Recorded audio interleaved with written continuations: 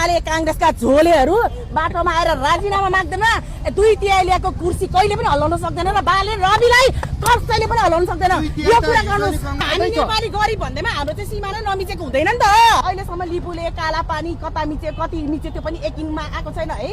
एमाले कांग्रेस माओवादीले नल्याएको कुराहरू अहिलेसम्म तर बालेले सुरु मात्रै गरेछ, अब ल्याउला नि त पारदर्शी हिसाब। एक आना आधी आनाको लागि पनि काठमाडौँमा भ्यालु हुन्छ कि, त्यही कारण यो देशको कुरा हो, अर्काको पनि नआओस् आफ्नो पनि नजाओस् भने सँगै छ भने के उनीहरूको मात्रै हामीलाई पर्छ त, हाम्रो पनि त उता जान्छ, उनीहरूको पनि यता आउँछ के? तपाईहरु त्यो बुझ्नु न, बुझ्न सक्नुहुन्न।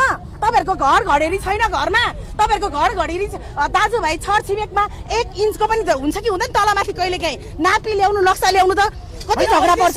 यो त देशको कुरा हो, देशको कुरा बोल्नु पर्छ, बुझ्नु भयो नि। एक आना जग्गाको लागि पनि नेपालमा हामीले बोल्छौँ, एक आना आधी आनाको लागि पनि काठमाडौँमा भ्यालु हुन्छ कि, त्यही कारण यो देशको कुरा हो, अर्काको पनि नआओस् आफ्नो पनि नजाओस् भनेर प्रश्न पार्न खोज्नु भएको, यो कुरा बुझ्नु तपाईँ। इन्डियाका मिडियाहरूले पनि नेपालले जग्गा मिचेको रहेछ त्यो फित्ता आउनु पर्छ भनेर समाचारहरू छापिसके, तर कहाँ मिचेको छ त?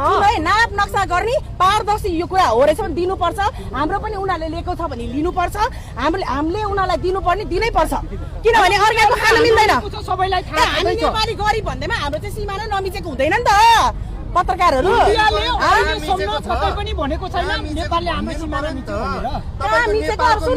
काला पानी लिपु लेक र लिम्पिया धुरा यस्ता कुरा नगर्नु है। अहिलेसम्म लिपुले काला पानी कता मिच्यो कति मिच्यो त्यो पनि एकिङमा आएको छैन है। एमाले कांग्रेस माओवादीले नल्याएको कुराहरू अहिलेसम्म तर बालेले सुरु मात्रै गरेछ, अब ल्याउला नि त पारदर्शी हिसाब।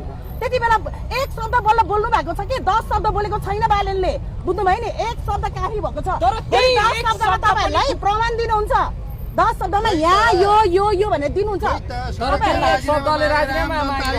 त्यस्तो त अब एमाले कांग्रेसका झोलेहरू बाटोमा आएर राजीनामा माग्दैन, दुई तिहाई ल्याएको कुर्सी कहिले पनि हल्लाउन सक्दैन र बाले रविलाई कसैले पनि हल्लाउन सक्दैन। यो कुरा गर्नुहोस्। कांग्रेस एमालेको थियो नि, गठबन्धनमा थियो, गठबन्धनको सरकार होइन यो। यो त गठबन्धन भत्किएको सरकार हो, यो त गठबन्धन होइन।